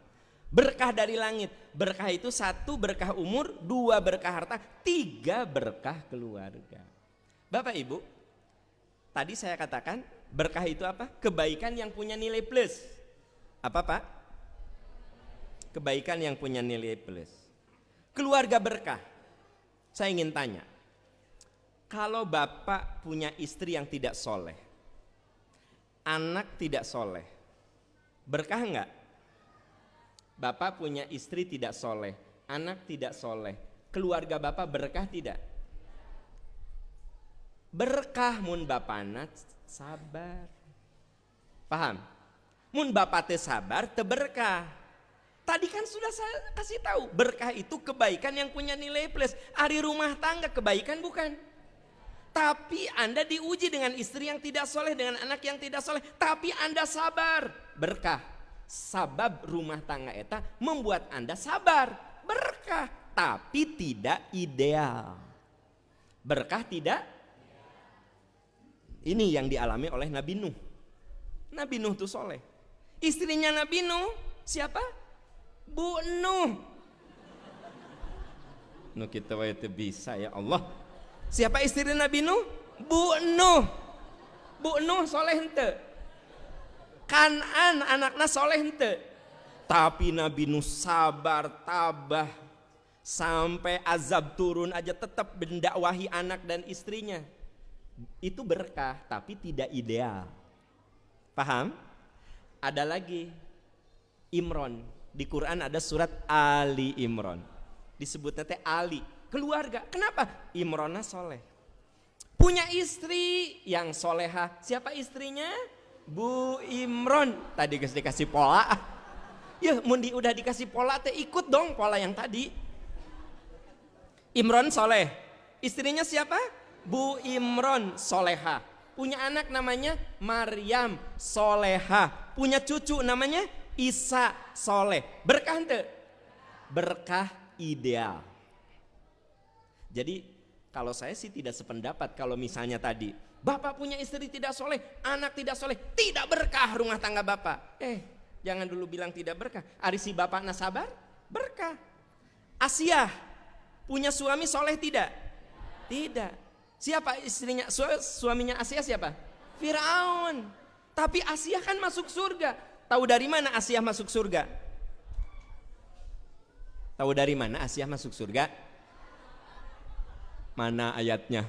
Dari Quran. Mana? Anda masuk ngarang gitu. Emang di Quran teksnya mana? Rabbibni li indaka baitan fil jannah. Ya Allah, beri saya istana di surga, kata Asia. Jadi Asia ingin diberi istana di surga. Karena dia walaupun di istana, suaminya itu sangat zolim. Dan kezoliman itu ada di kelopak matanya, dia lihat. Dan Asia itu berkah rumah tangannya karena dia sabar ngadepin suami yang zolim gitu. Tapi tidak ideal. Jadi kalau saya sih tidak sependapat yang namanya rumah tangga berkah teh kudu ideal. Boleh jadi tidak ideal. Karena orang itu kan bisa diuji dengan apapun. Suami bisa jadi ujian, Bu. Istri bisa jadi ujian, Pak. Anda bisa lihat surat Al-Anbiya ayat 35. Kullu nafsin dha'iqatul maut wa nabluukum bisyarri wal khairi fitnah wa ilaina turja'un. Setiap makhluk yang bernyawa akan merasakan mati, tapi sebelum mati kami akan menguji mereka dengan buruk dan baik, dan akhirnya kamu akan kembali. Jadi sebelum kita mati diuji dengan baik dan buruk. Ujian apa? Bisa istri, bisa anak, bisa suami. Gitu.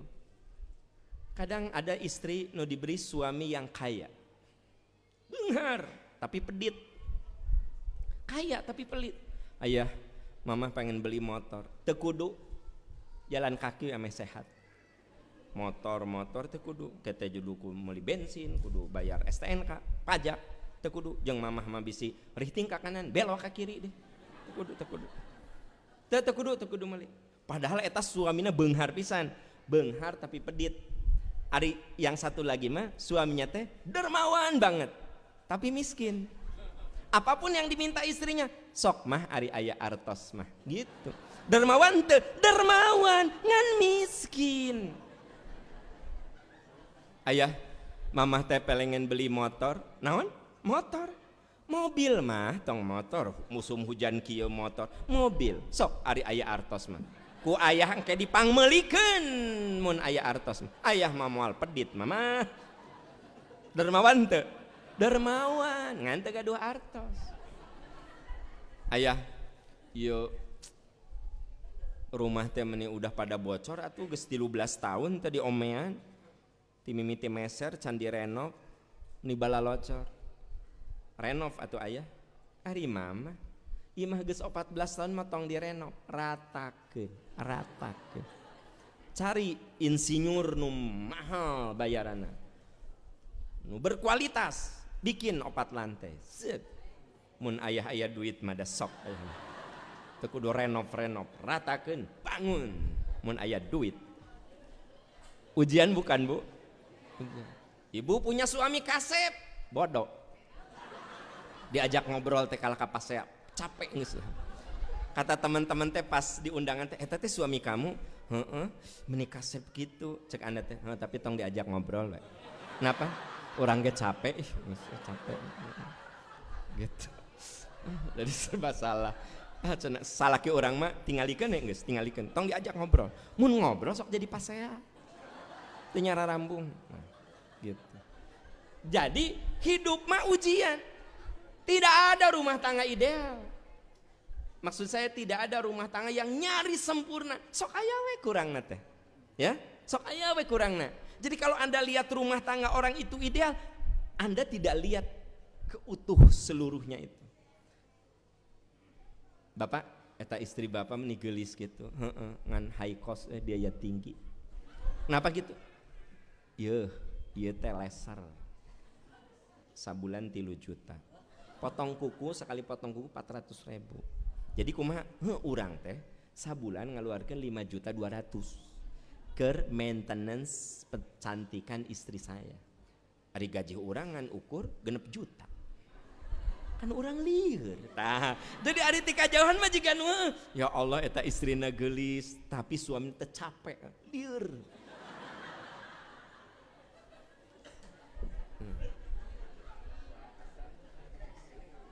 Aya istri nu low cost biaya rendah dibawa ke undangan teh asa malu kita babat teh.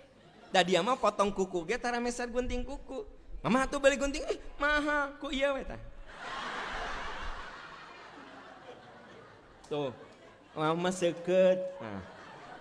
Sok Pak, Bapak punya istri gitu geuleuh kan. Kabayang teh motong kuku teh. Mama hayu ke heula motong kuku heula ya teh. Jadi betul apa yang Allah firmankan, wa nablukum bisyarri wal khairi fitnah. Kami itu akan mengujimu dengan keburukan dan kebaikan. Jadi kalau kita bicara rumah tangga, sebenarnya enggak ada rumah tangga yang sempurna. Enggak ada. Pasti di dalamnya ada ujian. Suaminya soleh, istrinya soleh, anaknya bermasalah. Suaminya soleh, istrinya soleh, anaknya soleh, mantu bermasalah. Ya. Suami soleh, istri soleh, anak soleh, ipar bermasalah. Suami soleh, istri soleh, anak soleh, cucu soleh, mertua. Sok aya wae, Pak. Aya wae. Suami soleh, istri soleh, anak soleh, mantu soleh, cucu soleh, mertua soleh, penyakit. Unggal poe disuntik. Dahar itu ces, dahar ieu ces, dahar itu ces, dahar ieu ces. Eungap saeutik robah cuaca saeutik. Kan gitu. Ari kahayang loba. Kan gitu. Jadi saya lagi cerita rumah tangga berkah itu tak harus ideal. Yang penting jadi kebaikan. Istri kita nggak soleh sing sabar Pak, jadi kebaikan. Suami nggak soleh Bu, sing sabar jadi kebaikan. Anak-anak nggak soleh, sing sabar jadi kebaikan. Memang syukur-syukur suami istri anak cucu teh saroleh jika keluarga imron. Tapi kan itu bagian dari karunia Allah yang tak semua orang dikasih itu. Nah, sekarang gimana caranya supaya rumah tangga kita berkah?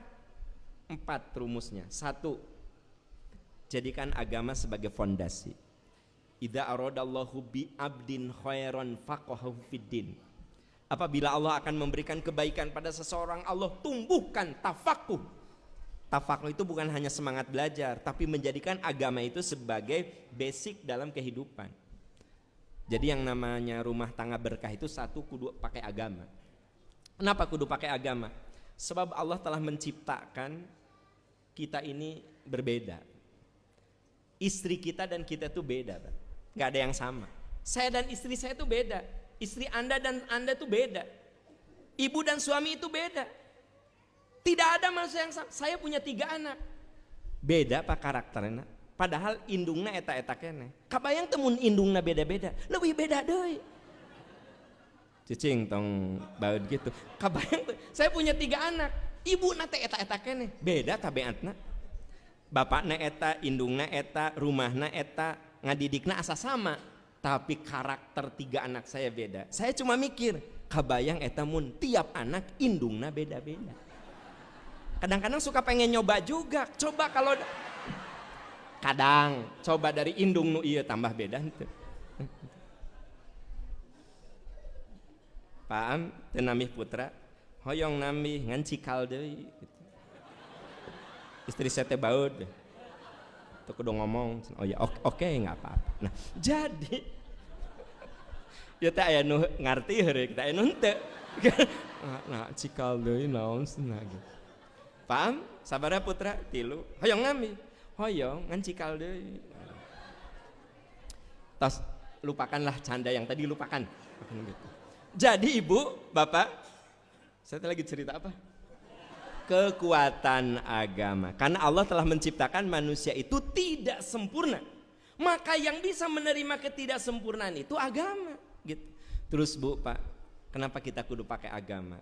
Sebab agama lah keikhlasan, jiwa maaf, kelapangan hati itu yang membuat kita bisa menerima pasangan hidup kita. Da mun teu ikhlas mah atuh bu, ibu teh geus rudet ku salaki teh. Da mun kasep dah henteu atuh dah. Ngampi karudeteun tapi cek ibu teh, ya Allah, semoga jadi lahan ibadah saya. Tah, agama yang bikin Anda abadi itu agama. Sebab agama mengatakan kesabaranmu itu oleh Allah akan dibalas langsung. Satu-satunya pahala yang dibalas oleh langsung adalah kesabaran. Jadi artinya apa? Yang pertama, kekuatan agama. Ini dikuatkan juga dengan surat Muhammad ayat 19. Yang kedua, rumah tangga itu harus ada kekuatan cinta. Ini merujuk kepada hadis sahih, idza aradallahu bi ahli baitin khairan adkhala alaihimur rifqa. Kalau Allah akan memberikan kebaikan pada satu keluarga, Allah tumbuhkan rifq.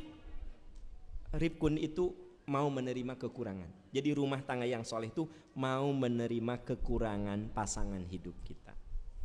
Pak, Bu, kita tuh growing old, menua. Ibu secara body makin bagus apa makin butut apa makin gak jelas secara body? Teu kudu baeud, jawab be. Ini langsung baeud gitu. Secara body, ibu, body. You know body? Makin ka dia teh makin jelas apa makin gak jelas? Oke, terima kasih atas kejujuran. Tapi suami ibu makin nyaah. Kenapa? Yang dilihat oleh suami ibu bukan body ibu, tetapi jasa ibu. Kenapa? Anak udah opat, kabayang bagaimana perjuangan ngelahirkan anak opat. Jadi bapak melihat jasanya. Nah itu namanya rifq, menerima kekurangannya. Ya. Kalau dalam bahasa Quran mah wa ja'ala bainakum mawaddatan warahmah, surat Ar-Rum ayat 21 ya. Yang suka ada di kartu undangan gini kan.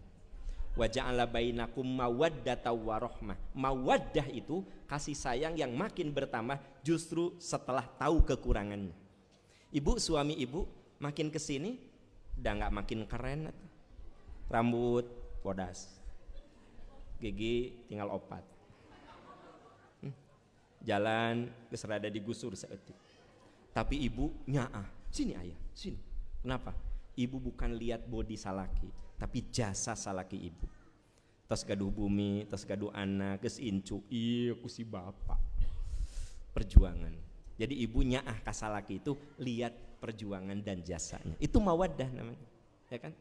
Apalagi Pak, kalau bapak, suami ibu suka ngorok nggak? Coba perhatikan. Kalau umurnya udah 50, ngoroknya berubah.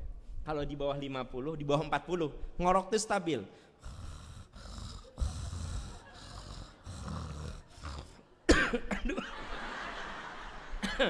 Tah, ngorok nanti sok aya batuk oge gitu. Tah, kalau udah 50 mah kieu tah ngorok teh.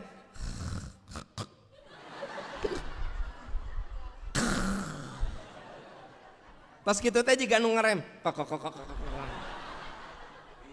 Tah. Bu, tapi ibu teh sok jadi hariwang. Eta si ayah kunang, ayah. Kan jadi jika mobil desa zaman baheula geuningan, lambat ngasukeun gigi. Gitu kan. Tapi ibu makinnya jadi hariwang kalau lihat suami gitu teh, mawaddah itu. Mawaddah. Udah gitu Bapak, Bu perhatikan kalau suami ibu suka ngigau, kesini tuh sok ngigau. Mending kalau ngigaunya bagus, ke tidur teh. Rita. Jebrot. Yuyun mama malin Rita. Coba kalau suami ibu ngigau, manggil nama ibu, Yuyun, ya ayah apa? Gitu kan enak ya. Ayah, ini mama ayah, ada apa? Rita. Jebrot. Yuyun, Rita. Maksud saya harus jadi cinta itu menerima kekurangannya. Jadi kalau rumah tangga ingin berkah, agama kudu kuat. Bina rumah tangga kita dengan agama. Bawa istri, bawa suami ka pangaosan. Kupingkeun acara-acara di televisi, di radio, di YouTube, nu kira-kira manfaat. Kasih pembinaan terus. Ya. Sekarang kan belajar agama, sarananya banyak. Tapi kalau ngaji seperti ini tak tergantikan. Kalau nonton di video, nonton di TV, dengar di radio, challenge-nya, tantangannya beda. Kalau datang ke sini kan pahalanya beda. Satu, innal hasanat yudhibnas sayiat, kebaikan akan menghapuskan keburukan. Jadi setiap langkah itu jadi pelebur dosa. Dalam hadis Muslim, man salaka tariqan yaltamisu fihi ilman, salaka tariqan, keluar ti imah, ngajak datang mencari ilmu, sahalallahu lahu tariqan ilal jannah. Allah permudah dia menuju pintu-pintu surga. Terus ada lagi ya, kebaikan yang ketiga, layak untuk qaumun yadhkurunallaha illa haffaz alaihim. Tiap orang yang duduk dalam satu majelis dibacakan ayat-ayat Allah, kecuali malaikat rahmat akan hadir dan menaungi majelis itu dengan keberkahan. Ini yang tak tergantikan. Jadi kalau datang ke tempat ini, setiap langkah jadi pelebur dosa. Setiap langkah akan menjadi pembuka surga. Duduknya kita ini akan menjadi sumber keberkahan. Anda baca dalam Riyadus Shalihin, satu lagi, muniatna bari silaturahmi. Apa kata Nabi? Siapa yang keluar rumah, tidak ada yang menggerakkan hatinya kecuali ingin bersilaturahmi dengan saudaranya. Sejak dia pergi sampai pulang, dia berada di taman-taman surga. Lihat bab silaturahmi yang ada di buku Riyadus Shalihin. Hadisnya sahih. Kan gitu. Jadi Bu, memang ngaji seperti ini tak tergantikan. Coba kalau ibu nonton di TV, kan nggak mungkin dandan kayak begini. Misalnya saya ceramah lagi di TV One, Anda nonton saya, nggak mungkin lah bajunya juga kia. Mungkin ada yang pakai baju daster. Daster nate nu meuli nate tahun 2010, geus karancang. Daster, warna putih gambar apel. Yeuna soeh, kancing coplok 2. Kata suami, mama eta geus karancang, enakeun tiis. Nah, kan Anda nonton acara saya di TV One, mungkin bari pakai baju daster, tapi kan di sini mah enggak, sengaja dari Ba'da Duhur sudah ke sini. Wah, segala beda, challenge-nya, tantangannya itu beda, begitu. Makanya pahalanya juga beda. Jadi saudara-saudara sekalian, hidupkan keluarga kita dengan agama, datang ke majelis taklim, kemudian pupuk kasih sayang, menerima kekurangan. Yang ketiga, rumah yang soleh itu ada kekuatan kata-kata. An-Nisa ayat 9. An-Nisa ayat 9. Wal yasyalladzina law taraku min khalfihim dzurriyyatan di'afa khaufu 'alaihim falyattaqullaha wal yaqulu qaulan sadida. Ayat itu kan bicara kalian harus khawatir kalau kalian meninggalkan generasi lemah.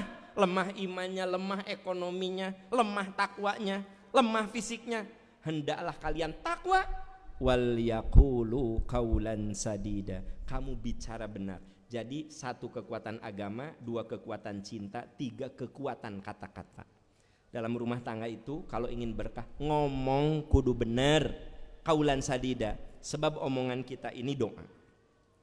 Mama, paling kalau punya anak, mama, aku matematikanya 5. Berapa nak? 5. Mama dulu 3. Tapi mama belajar. Alhamdulillah jadi 7. Kamu 5, kamu bisa 10. Belajar yang benar. Mama yakin kamu bisa. Doa bukan? Kamu bisa. Mama, aku matematika 5. Jika bapak maneh bodoh. Bapak kamu bodoh. Dah otaknya juga tina aci atau dahar teh kerupuk bonteng. Mamah masak itu tara di dahar. Bodoh kamu juga bapak kamu bodoh. Doa bukan? Doa. Mama, aku pengen jadi hafidz. Ya Allah sayang, mulia sekali cita-cita. Sok mama doain kamu bisa hafal Quran, bisa mengamalkan Quran, bisa mendakwahkan Quran. Mama doakan kamu bisa. Doa bukan? Wal yaqulu qaulan sadida. Mama, aku pengen jadi hafid. Palak binas ge tahili kamu mah. Ketuker tah palak binas kamari tah. Memang budak teh keur ngapalkeun kul a'udzu birabbin nas, malikin nas, ilahin nas, min syarril waswasil khannas, wa min syarri hasidin idza hasad. Tiba-tiba anak hayang jadi teu naon sok doain ku mama jadi hafid. Mama, aku pengen jadi pilot naik kursi gesieun. Mama, pilot angkot meureun. Tah. Doa bukan? Jadi please, kalau kita jadi ayah ibu ngomong tuh kudu bener, jangan sembarang ucap, jangan. Kenapa? Karena rumah tangga yang berkah itu omongannya baik. Makanya Rasulullah itu kan manggil istrinya jarang manggil nama. Kalaupun nama lengkap Aisyah gitu. Nggak pernah Nabi manggil nama sapotong. Isa, Aisyah, Isa. Ai nggak pernah. Iya. Jadi Nabi itu manggil istrinya Humairo. Ibu tahu Humairo itu apa? Apa? Kemerah-merahan. Salah, itu terjemahan bahasa Arab. Humairo bukan kemerah-merahan. Kemerah-merahan mah blush on. Humairo itu merona. Beda bu kemerah-merahan dan merona. Ari merona mah kieu tidak pakai kosmetik, natural. Bodas wajah teh bawaana. Mun seuri beureum. Tos teh seuri bodas deui. Seuri beureum, bodas deui. Diheureyan isin beureum. Tos teh isin bodas deui. Tah eta Humairo, namanya bahasa Indonesia tuh merona. Ari apa tadi? Kemerah-merahan eta mah blush on. Titik-titik beureum, seuri teh seuri beureum. Kan ari Anda, ya ari menerjemahan teh kudu bener. Kan gitu. Dan syaratna bapak manggil Humairo teh kudu bodas istri bapak teh. Kan seuri beureum, seuri. Ari sawo matang busuk mah Humaireng. Geuneuk Humaireng teh artinya. Tapi ketanglah teu kudulah Humaireng, Humairo. Udah aja panggil nama kesayangan. Anak-anak manggilnya Bunda di depan orang banyak. Bunda.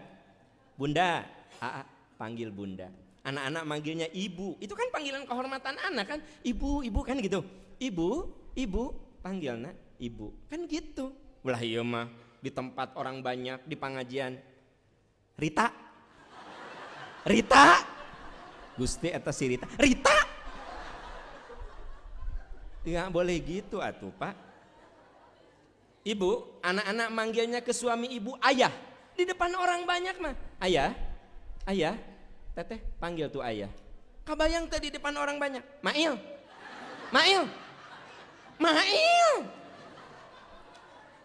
Wal yaqulu qaulan, bicara yang benar.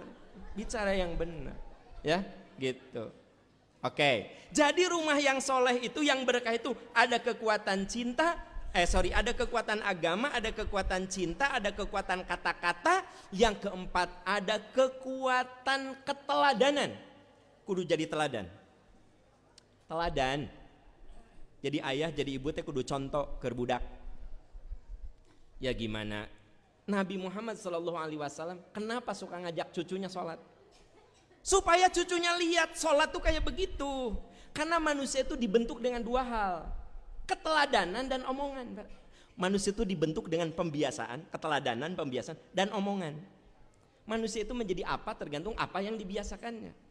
Lamun anak ibu bapak tidak pernah dikasih sayur dari kecil, tiba-tiba ges SMA, teteh makan sayur dong nak, makan sayur dong nak. Ya hese atuh. Timimiti SD nepika, timimiti TK nepika SD selalu pagi-pagi teh chicken wing, chicken nugget, sosis, chicken wing, chicken nugget, sosis, chicken wing, chicken nugget. Tara dibere sayur, tiba-tiba udah SMA, sayur dong nak, sayur. Nggak bisa. Manusia itu menjadi apa tergantung apa yang dibiasakan. Ya, kan kata Profesor Kazuo Murakami dalam bukunya The Miracle of DNA, manusia itu punya alarm tubuh. Contoh, Bapak Ibu, kalau Anda tidak biasa bangun jam 3, nggak akan bangun jam 3. Supaya bangun jam 3, Anda pasang alarm kan? Anda pasang alarm supaya apa? Bukan supaya bunyi. Nah, Anda sok salah kaprah. Hah? Pasang alarm supaya bangun? No, supaya bunyi. Awas tetong sok salah. Pasang alarm supaya apa? Bunyi, kring tah, bunyi jam 3, Anda bangun. Kring jam 3, Anda bangun. Sebulan, 2 bulan, saya percaya 5, 6, 10 bulan Anda nggak usah pakai alarm lagi. Alarmnya sudah ada di kepala Anda. Itu namanya alarm biologis. Ujug-ujug bangun di jam 3 teh, sudah nggak usah pakai alarm lagi. Itu mah alarm itu membantu Anda membiasakan sesuatu. Kalau sudah terbiasa tidak perlu. Gitu. Bu, Pak, kalau ibu bapak sholat selalu pakai rawatib, terus teh rawatib asa aya nu kurang teh, asa aya nu kurang sok. Bapak biasa sholat di masjid, terus ente di masjid asa aya nu kurang teh, asa aya nu kurang. Duh, sholat teh di masjid, tah asa aya nu kurang Pak. Bapak ibu sok ngaos rutin, terus teh ngaos asa aya nu kurang. Itu namanya alarm biologis yang kayak gitu teh. Apa? Alarm biologis. Nah, itu melalui pembiasaan, melalui contoh. Jadi rumah yang soleh itu harus ada kekuatan contoh keteladanan, begitu, ya. Dan yang kelima, 5 ya. 1 kekuatan, 2, 4, 3. Contoh keteladanan. Oh ya, contoh dan keteladanan ini nantinya akan jadi kenangan manis, kenangan indah. Asy-Syu'ara ayat 83, 84, 83, 85 aja bacanya. Suratnya Asy-Syu'ara 83, 85. Dan yang terakhir, kekuatan doa. Doa orang kedah kuat Pak. Doa teh sing kuat. Apalagi ngedoain anak. Sebab amanah yang paling besar dalam rumah tangga mah anak. Anak Pak. Istri mah ada istilah bekas, bener nggak? Suami ada istilah bekas. Eta nu sok mabok saha? Bekas suami saya cerai dari dia mah tak sok mabok. Bekas. Tapi nggak mungkin. Eta nu sok mabok saha? Bekas anak saya. Anak ada bekas tidak? Tidak ada. Suami ada bekas, istri ada bekas, anak tidak. Suami dan istri putus dengan mati. Tapi anak tidak putus. Bapak ibu hadir datang ke sini, Anda dapat pahala 8 misalnya. Karena datang ke majelis ilmu. Orang tua tuh dapat 8. Tanpa pahala kita dikurangi. Itu yang disebut dengan waladun solihun yad'un. Amal jariah itu anak soleh. Bapak ibu datang ke sini niatnya ikhlas karena Allah. Tidak gini, ya Allah saya datang ke majelis ilmu ini pahalana keur emak jeung bapak ya Allah. Teu kudu ngomong gitu, datang we ka dieu. Automatically orang tua kita dapat pahala. Anda dapat 8, almarhum orang tua kita dapat 8 tanpa dikurangi pahala kita. Hari saya mah 9 kali ya, dah pembicara tuh dah. Tuh Anda mah jelema teh adil. Masa saya dan Anda sama? Nya beda tuh. Saya mah 9. Oh, Anda pengen 9. Anda 9, saya 9,8. Nah, 9. Bu, pokoknya mah apa yang kita lakukan anak mah matak doa kudu kuat. Makanya doa tentang anak tuh banyak. Robbij'alni muqimas sholati wa min dzurriyyati rabbana taqabbal du'a, ya. Rabbana hablana min azwajina wa dzurriyyatina qurrata a'yun. Nah, itu surat Al-Furqan ayat 74. Jadi ibu bapak, ternyata keluarga berkah itu harus kita ciptakan dengan 5. 1 kekuatan agama, 2 kekuatan cinta, 3 kekuatan kata-kata, 4 kekuatan keteladanan, Asy-Syu'ara ayat 83 sampai 85, dan kekuatan doa, Al-Furqan ayat berapa? Al-Furqan ayat 74. Surat 25 ayat 74. Robbana hablana min azwajina. Itu saja yang bisa saya sampaikan. Saya mulai tadi 1:30 kurang 10. Akhirnya sudah 2:30 lewat 5. Jadi saya sudah ceramah 75 menit. Apa? Nggak kerasa? Ibu nggak kerasa, aku kerasa tahu. Anda mah orang nate egois, teka rasa. Anda teka rasa, dia nu karasa. 75 menit cukup Karena menurut para ahli komunikasi, public speaking seperti ini sebenarnya nggak boleh lebih dari sejam. Karena nanti kalau lebih dari sejam, Anda lelah. Saku maha menarik eta pembicara, manusia mah ada lelah. Nah begitu lelah akan terjadi apa yang disebut dengan information overloaded. Mudah. Matak bu nyarios ka caroge tong panjang teh, bisi modal. Katakan ada istri nu di malam teh ngomong, ayah gini tapi panjang teh pagi-pagi teh. Jadi ayah kumaha? Cek suami teh, kumaha naon ari mama? Ya Allah ayah. Mantap gitu. Eta teh lin salah suami, salah ibu, seueuting, too much, terlalu banyak. Jadi apapun kalau too much, kalau terlalu banyak teh nggak bagus. Nah ceramah ge nggak bagus kalau terlalu banyak, kan gitu. Itu saja. Insya Allah di lain kesempatan kita bertemu lagi. Ya. Saya senang sekali hari ini berkumpul karena ini saya dihubungi oleh Pak Haji Adang. Ya. Saya nggak tahu seantusias ini. Saya pikir bakal tararunduh. Ya. Terima kasih. Insya Allah di lain kesempatan kita bertemu lagi di tema yang lainnya. Terima kasih. Subhanaka Allahumma wa bihamdika asyhadu an la ilaha illa anta astaghfiruka wa atubu ilaik. Rabbana atina fid dunya hasanah wa fil akhirati hasanah wa qina adzabannar. Walhamdulillahirabbil alamin. Wassalamualaikum warahmatullahi wabarakatuh.